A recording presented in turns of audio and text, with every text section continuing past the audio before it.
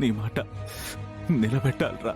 రే, ఇంటికొచ్చేసి అదితిని పెళ్లి చేసుకో.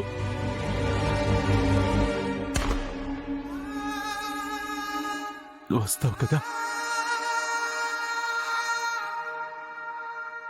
నాన్న, అది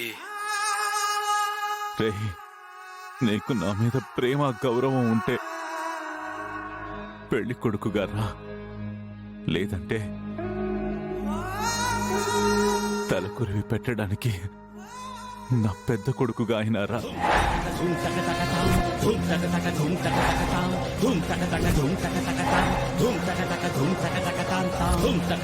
ప్లీజ్ నాన్న, మీరు అలా అనకండి. ఇప్పుడు నాకు రెండే దారులున్నాయిరా.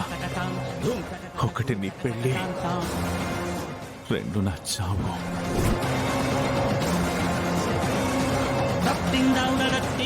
దేనికొస్తావో చెప్పు.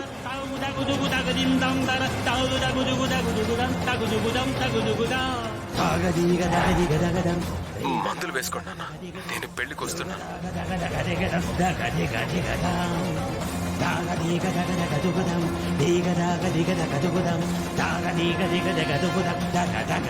Thank you Indira, thank you so much రా.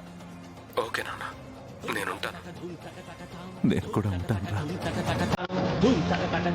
నీ రాక కోసం ఎదురు చూస్తూ ఉంటాను.